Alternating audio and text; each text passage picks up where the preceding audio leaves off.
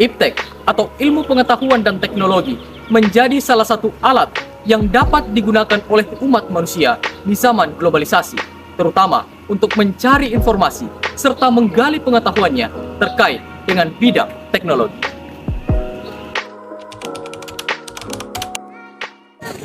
Menurut Anda, apakah iptek itu penting?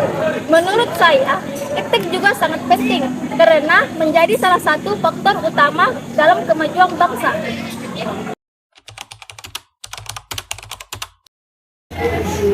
Jadi baik, kita dengan narasumber yang kedua. Jadi namanya siapa Bapak? Asep. Asep ya? Keren Aswar. Saya Asep. Jadi gini, menurut Anda penting nggak itu iptek? Kamu nanya.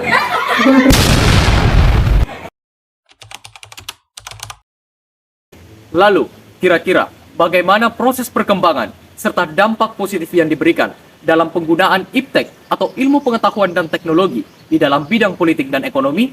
Simak ulasan berikut ini. Perkembangan dunia iptek yang demikian pesatnya telah membawa manfaat luar biasa bagi kemajuan peradaban umat manusia.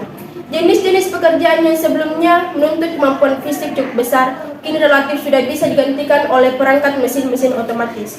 Sistem kerja robotis ini telah mengalihfungsikan tenaga otak manusia dengan pembesaran dan percepatan yang menakjubkan, begitupun dengan telah ditemukannya formulasi-formulasi baru.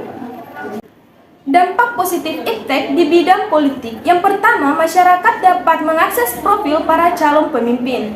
5 tahun sekali Indonesia mengadakan pesta politik yang disebut dengan pemilu atau pilkada. Dengan adanya teknologi internet, masyarakat semakin dimudahkan untuk mencari rekam jejak para calon pemimpin nantinya.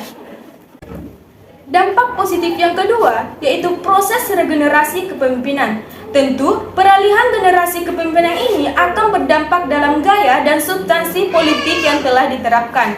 Nafas kebebasan dan kebersamaan masyarakat akan semakin kental.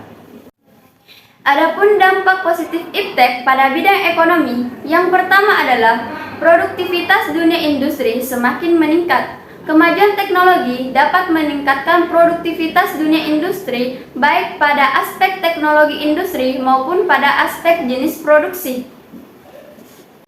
Yang kedua, dengan adanya fasilitas pemasangan iklan pada situs-situs tertentu akan mempermudah kegiatan promosi dan pemasaran suatu produk. Nah, dari situ perusahaan dapat menjangkau pasar lebih luas karena pembeli dapat mengakses internet tanpa dibatasi ruang dan waktu.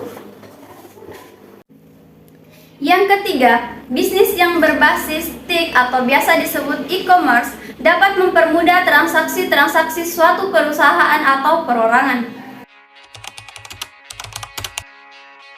Sebagai kesimpulan, kita sebagai generasi penerus bangsa wajib mempergunakan iptek sebagai modal utama dalam kemajuan bangsa.